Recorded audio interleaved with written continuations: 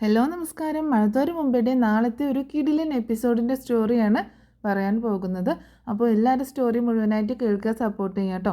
അങ്ങനെ അലീനെ ചോദ്യം ചെയ്യാനായിട്ട് CI വിളിപ്പിക്കുന്നുണ്ട്. CIയുടെ അടുത്തേക്ക് ആദ്യം ചെല്ലുന്നത് SI ആണ്. SI ചെല്ലുന്ന സമയത്ത് CI ചോദിക്കുന്നുണ്ട്, എന്താണോ പ്രശ്നം എന്ന് ചോദിക്കുമ്പോൾ ആ പെങ്കുച്ചിനെ കൊണ്ടുവന്നിട്ടുണ്ട് സാർ എന്ന് പറയണം.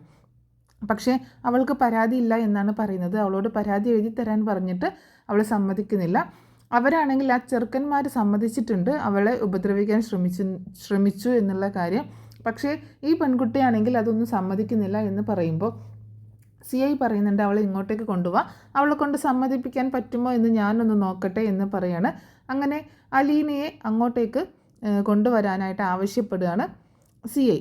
അങ്ങനെ SI വന്നിട്ട് SIയും വനിതാ കോൺസ്റ്റബിളും കൂടിയിട്ട് അലീനയെ കൂട്ടിയിട്ട് CIയുടെ റൂമിലേക്ക് ചെല്ലുന്നുണ്ട്. അപ്പോൾ CI അവളോട് അവിടെ ഇരിക്കാൻ പറയുമ്പോൾ, ഇല്ല സർ ഞാനിവിടെ നിന്നോളാം എന്ന് പറയുകയാണ്. ഇരിക്കാൻ പറഞ്ഞാൽ ഇരിക്കണം എന്ന് പറഞ്ഞിട്ട് അലീനയോട് അവിടെ ഇരിക്കാൻ നിർബന്ധമായിട്ട് പറയുകയാണ് CI. അങ്ങനെ അലീന അവിടെ ഇരിക്കുന്നുണ്ട്. അതേസമയം വീണ്ടും കാണിക്കുന്നത് നമ്മുടെ രേവതിക്കുട്ടിയും മാമച്ചനും ഗ്രേസമ്മയും കൂടിയിട്ട് കുര്യച്ചൻ്റെ വീട്ടിലെത്തുന്നതാണ്. അവിടെ എത്തുന്ന സമയത്ത് കുര്യച്ചൻ സംസാരിക്കുന്നുണ്ട്. എന്താ ഗ്രേസമ്മ ഇത്ര അർജൻറ്റായിട്ട് വന്നത് എന്ന് ചോദിക്കുകയാണ്. അതൊരു പ്രധാനപ്പെട്ട കാര്യമുണ്ട് കുര്യച്ചായ. എന്താണെന്ന് വെച്ചാൽ നമ്മുടെ ജോബിച്ചൻ കല്യാണം കഴിച്ചേക്കുന്നത് ആ ഒരു പോലീസുകാരൻ്റെ മകളെയല്ലേ എന്നിങ്ങനെ ചോദിക്കുന്നുണ്ട്. അത് എന്താ കാര്യം, അതും ഗ്രേസമ്മ വന്ന കാര്യം കൂടി എന്താ ബന്ധം എന്ന് ചോദിക്കുമ്പോൾ ഗ്രേസമ്മ വീണ്ടും ചോദിക്കുന്നത്, പാലായിലല്ലേ ആ പെങ്കൊച്ചിൻ്റെ വീട്, ആ പെങ്കൊച്ചിൻ്റെ അച്ഛൻ അവിടുത്തെ DYSPയോ അങ്ങനെ എന്തോ അല്ലേ എന്ന് ചോദിക്കുകയാണ്. അതേ ഗ്രേസമ്മയെ ഞാൻ ചോദിച്ചതിന് മറുപടി പറ, എന്താ കാര്യം എന്ന് ചോദിക്കുമ്പോൾ, അതെ കുര്യച്ചായ എനിക്ക് ജോബിച്ചൻ്റെ ഒരു സഹായം വേണം എന്ന് പറയണേ. എന്താ കാര്യം എന്ന് ചോദിക്കുമ്പോൾ, എൻ്റെ വേണ്ടപ്പെട്ട ഒരു കുട്ടി, എനിക്ക് വേണ്ടപ്പെട്ട ഒരു കുട്ടി അവിടെ പാലായിൽ ഒരു പോലീസ് സ്റ്റേഷനിൽ അവർ പിടിച്ചുകൊണ്ട് പോയേക്കാണ്. ആ കുട്ടി ഒരു തെറ്റും ചെയ്തിട്ടില്ല കുര്യച്ചായ, പക്ഷേ അവളെ വെറുതെ പിടിച്ചു കൊണ്ടുപോയേക്കാണ് എന്ന് പറയുന്നുണ്ട്. വെറുതെ അങ്ങനെ പോലീസ് പിടിച്ചു കൊണ്ട് പോകത്തില്ലല്ലോ ഗ്രേസമ്മേ, നീ എന്താണ് കാര്യം എന്ന് വ്യക്തമായിട്ട് പറ, എന്നാലല്ലേ അത് ഇപ്പോൾ ജോബിച്ചനോടാണെങ്കിലും പറയാൻ പറ്റുള്ളൂ എന്ന് പറയണം. ആ സമയത്ത് കുര്യച്ചായൻ പറയുന്നുണ്ട്, എന്തായാലും ഞാൻ ജോബിച്ചനെ കൂടി വിളിക്കാം, അവനുകൂടി വന്നിട്ട് സംസാരിക്കാം എന്ന് പറയുന്നുണ്ട്. അങ്ങനെ ജോബിച്ചനെ വിളിക്കുന്നുണ്ട്. ജോബിച്ചനെ വിളിച്ചിട്ട് പറയുന്നുണ്ട്, നീ ഇങ്ങോട്ടേക്കൊന്ന് വരുമോ എന്ന് ചോദിക്കുന്നുണ്ട്. അപ്പോൾ ജോബിച്ചനും ഫാമിലിയും കുറച്ച് അപ്പുറത്താണ് മാറി താമസിക്കുന്നത്.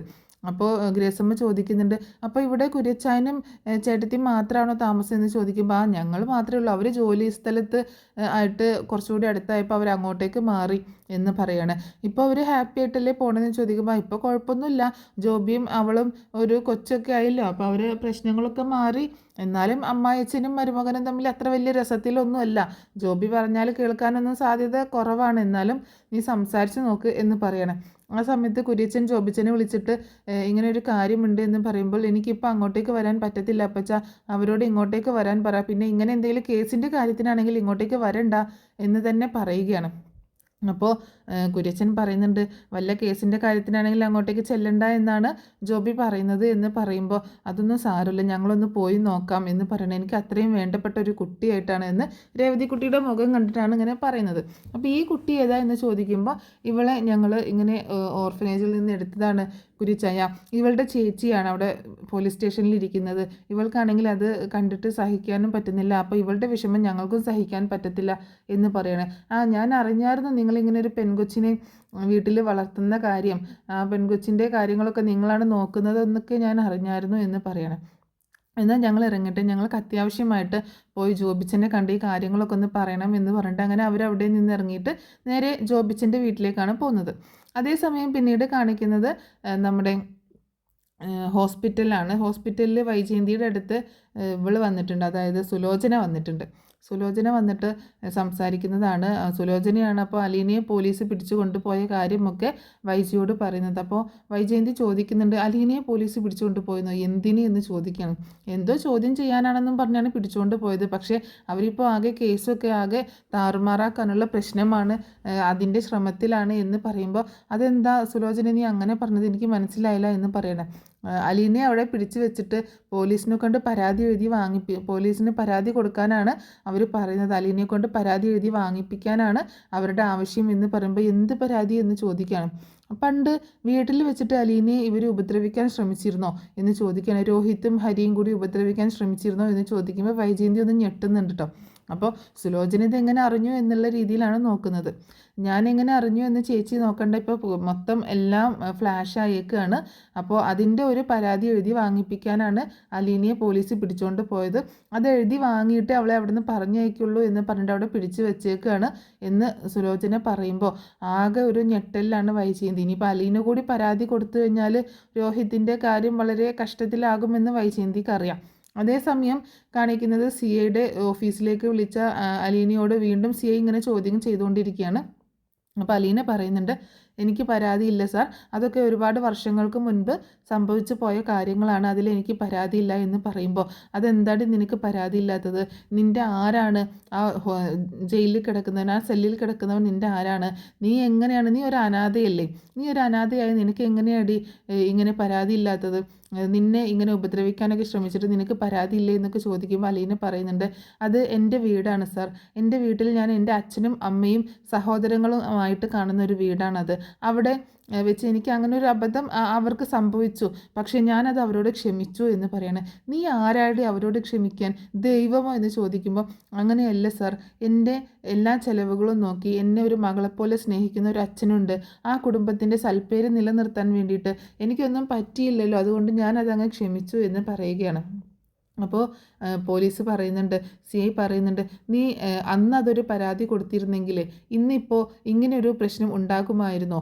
ഇന്നിപ്പോൾ ഈ ഒരു പാവൻ പെൺകുട്ടിയെ ഇവർ ഇങ്ങനെ ചേർന്ന് പീഡിപ്പിക്കുമായിരുന്നോ? അന്ന് നീ ഒന്ന് പരാതിപ്പെട്ടിരുന്നെങ്കിൽ ഇത്രയും വലിയ കേസ് ആവത്തില്ലായിരുന്നല്ലോ, അത് നിസ്സാരമായിട്ട് ഒതുക്കി തീർക്കാവുന്ന കേസായി മാറത്തില്ലേ ഉള്ളൂ എന്നൊക്കെ പറയുമ്പോൾ അലീനയ്ക്ക് തോന്നുന്നുണ്ട് അത് ശരിയാണ് എന്ന് തോന്നുകയാണ്. അപ്പോൾ അലീന പറയുന്നുണ്ട്, സാറ് പറഞ്ഞത് ശരിയാണ്, പക്ഷേ അന്നേരം എനിക്ക് അങ്ങനെയാണ് ചെയ്യാൻ തോന്നിയത്, പക്ഷേ ഇങ്ങനെയൊക്കെ സംഭവിക്കുമെന്ന് ഞാനും ഓർത്തില്ല എന്ന് പറയുമ്പോൾ നീ ഓർക്കില്ല, കാരണം നീ അവർക്ക് സപ്പോർട്ടായിട്ട് നിൽക്കില്ലേ, നീയല്ലേ ഇവരെ കൊണ്ട് ഇങ്ങനെ ഓരോ കാര്യങ്ങളൊക്കെ ചെയ്യിപ്പിക്കുകയും അവരെ ഓരോ കുടുക്കിലൊക്കെ കൊണ്ടുപോയി ചാടിക്കുകയും ചെയ്യുന്നത് എന്നൊക്കെ പറയണം.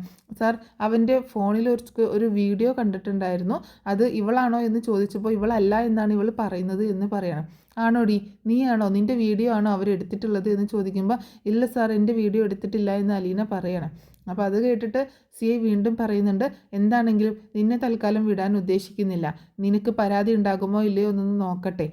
പകല് പരാതി ഇല്ലാത്തവൾക്ക് രാത്രിയിൽ എന്താണെങ്കിലും പരാതി കാണുമല്ലോ എന്ന് പറഞ്ഞിട്ട് ആ സി ഐ പറയുന്നുണ്ട് കോൺസ്റ്റബിളിനോട്, അവളെ അവിടെ പുറത്ത് കൊണ്ടുപോയി ഇരുത്ത്, ഇന്നിപ്പോൾ അവൾ രാത്രി മുഴുവൻ സ്റ്റേഷനിൽ ഇരിക്കട്ടെ, എന്നിട്ട് നമുക്ക് തീരുമാനിക്കാം എന്ന് പറയണം. അപ്പോൾ സി ഐ ആണെങ്കിൽ വളരെ മോശമായിട്ടാട്ടോ അലീനയോട് പെരുമാറുകയൊക്കെ ചെയ്യുന്നത്. അങ്ങനെ അലീന അവിടെ പുറത്ത് ബെഞ്ചിൽ പോയി ഇങ്ങനെ ഇരിക്കുന്നുണ്ട്. അപ്പോൾ അലീന ഇരിക്കുമ്പോൾ നേരെ കാണുന്നത് സെല്ലിൽ രോഹിത്തും ഹരിയും മറ്റേ ഒരു ചെറുക്കനും ഉണ്ട്. ഒരുത്തനെ ഇങ്ങനെ കൊണ്ടുപോയേക്കാണെന്ന് പറഞ്ഞല്ലോ. അപ്പോൾ എന്താണെങ്കിലും അലീന ഇങ്ങനെ നോക്കുമ്പോൾ രോഹിത് ആകെ അവശനായിട്ട് അങ്ങനെ ഇരിക്കുക കേട്ടോ. അപ്പോൾ അലീനയ്ക്ക് ഭയങ്കര വിഷമം തോന്നുന്നുണ്ട്, തൻ്റെ കൂടപ്പിറപ്പാണ്, തൻ്റെ സ്വന്തം ചോരയാണ് എന്നിങ്ങനെ ആലോചിച്ച് അലീന ഇങ്ങനെ ഇരിക്കുകയാണ്. അതേസമയം രോഹിത്തും അലീനയെ നോക്കുന്നുണ്ട്. ആകെ തകർന്നു പോയൊരു കുട്ടിയായിട്ടാണ്, അത്രയും മനോവിഷമമുള്ള ഒരാളായിട്ടാണ് രോഹിത്ത് അവിടെ ഇങ്ങനെ കിടക്കുന്നത്. ആകെ വല്ലാത്തൊരവസ്ഥയിലാണ് അലീനയെ രോഹിത്ത് നോക്കുന്നത്. അപ്പോൾ അലീന അവിടെ ഇരുന്നിട്ട് പഴയ കാര്യങ്ങളൊക്കെ ഇങ്ങനെ ഓർക്കുകയാണ്.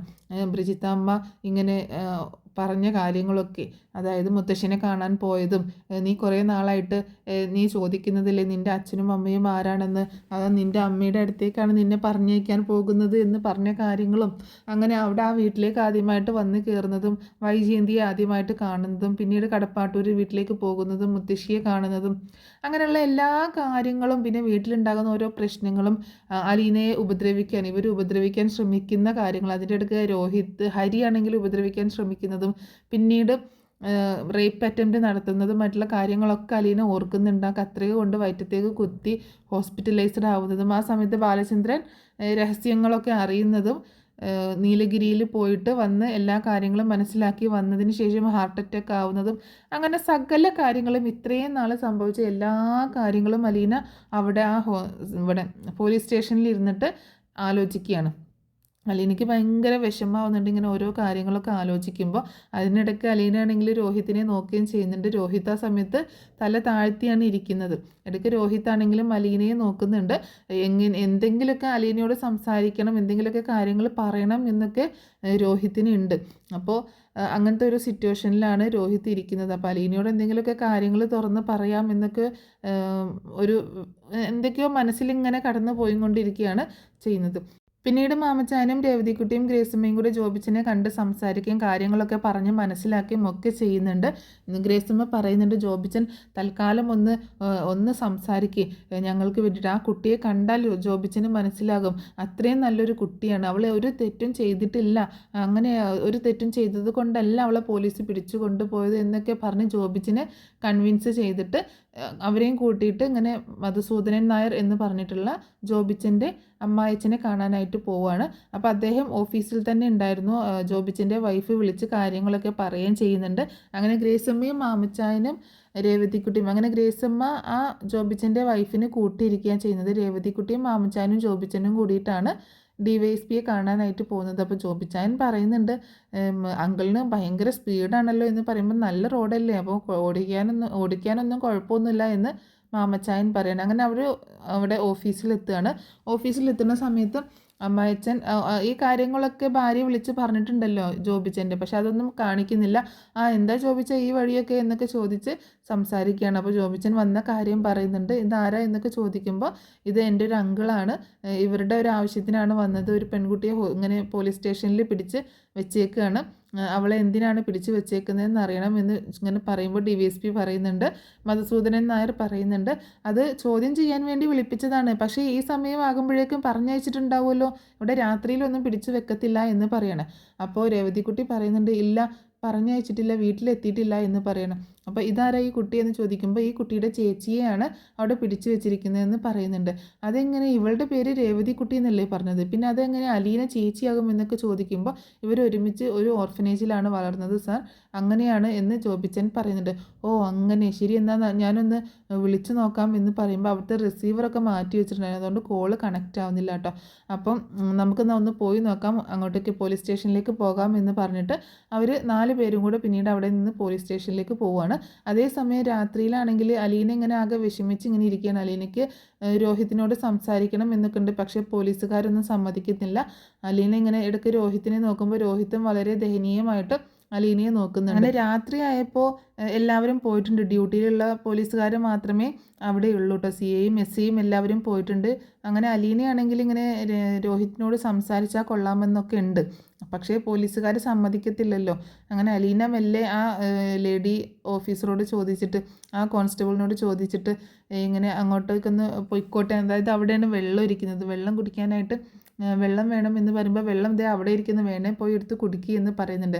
അപ്പോൾ ഈ പ്രതികളെ ഇട്ടേക്കുന്ന സെല്ലിൻ്റെ അടുത്താണ് വെള്ളം ഇരിക്കുന്നത്, അവിടെ പോയിട്ട് വെള്ളം എടുത്ത് കുടിക്കുന്ന സമയത്ത് ഹരിയാണെങ്കിൽ ഭയങ്കര ഒരു വല്ല മാറ്റങ്ങളൊന്നുമില്ല, ഇതൊക്കെ വലിയ സംഭവമൊന്നുമില്ല എന്നുള്ള രീതി, പക്ഷേ ഇടി കൊണ്ട് ഭയങ്കരമായിട്ട് ടയേർഡായിട്ടുണ്ട്.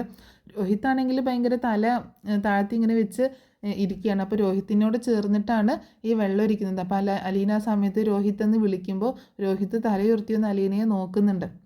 ആ സമയത്ത് അലീന എന്തോ ചോദിക്കാനായിട്ട് തുടങ്ങുന്ന സമയത്ത് ആ കോൺസ്റ്റബിൾ സമ്മതിക്കുന്നില്ല. അവിടെ പോയിട്ട് സംസാരിക്കൊന്നും വേണ്ട, ഇങ്ങോട്ടേക്ക് പോര് എന്ന് പറഞ്ഞിട്ട് വഴക്ക് പറയാണ്. അപ്പോൾ അലീന പെട്ടെന്ന് അവിടെ നിന്ന് വെള്ളം കുടിച്ചിട്ട് വീണ്ടും അവിടെ തന്നെ വന്നിരിക്കുകയാണ്. രോഹിത്താണെങ്കിൽ അലീനയെ ഒന്ന് നോക്കിയിട്ട് വീണ്ടും തല താഴ്ത്തിയിരിക്കുകയാണ് ചെയ്യുന്നത്. അതേസമയം പിന്നീട് കാണിക്കുന്നത് ഇങ്ങനെ CI ഉണ്ടല്ലോ, CI ഇങ്ങനെ ഇവിടെ നിന്ന് അയാളുടെ റൂമിൽ നിന്ന് ക്വാർട്ടേഴ്സിൽ നിന്ന് പോലീസ് സ്റ്റേഷനിലേക്ക് വരുന്നുണ്ട്. മഫ്തി വേഷത്തിലാണ് വരുന്നത്, പോലീസ് യൂണിഫോമൊക്കെ മാറിയിട്ട് മഫ്തിയിലാണ് വരുന്നത്.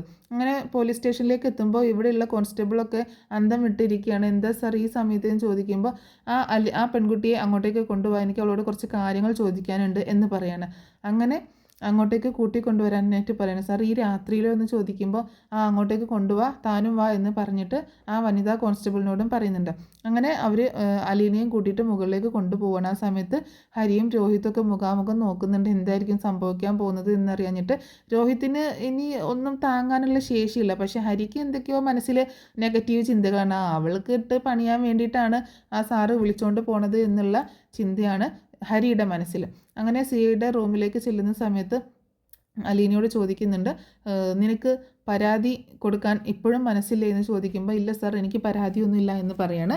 എനിക്ക് പരാതി കൊടുക്കാതിരിക്കാനുള്ള അവകാശമുണ്ട്, അതുകൊണ്ട് അതൊക്കെ കഴിഞ്ഞ കാര്യങ്ങളാണ്, അതിനെപ്പറ്റി എനിക്ക് പരാതിപ്പെടാൻ പറ്റില്ല എന്ന് പറയുന്നുണ്ട്. അതെന്താണ് നിനക്ക് പരാതി ഇല്ലാത്തത്? അവൻ നിന്നെ ഭയങ്കരമായിട്ട് സ്വാധീനിച്ച് വെച്ചേക്കാണോ എന്ന് ചോദിക്കുമ്പോൾ സാർ സൂക്ഷിച്ച് സംസാരിക്കണം എന്ന് പറയണേ. ഞാൻ എന്തിനാണ് സൂക്ഷിച്ച് സംസാരിക്കുന്നത്? ഇത്രയും പേരും പ്രശസ്തിയും ആളും ബലവും ഒക്കെ ഉള്ള ആ 3 ചെറുപ്പക്കാരുടെ അവസ്ഥ കണ്ടോ? 4 ചെറുപ്പക്കാരുടെ അവസ്ഥ നീ കണ്ടില്ലേ? അവരെ രക്ഷിക്കാൻ പോലും ഒരാളെ ഞങ്ങൾ അടുപ്പിക്കുന്നില്ല. പിന്നെ അനാഥയായി നിന്നെ രക്ഷിക്കാൻ ആര് വരുമെന്ന് ഓർത്തിട്ടാണ് നീ ഇങ്ങനെയൊക്കെ ഇവിടെ കിടന്ന് കാട്ടിക്കൂട്ടുന്നത്?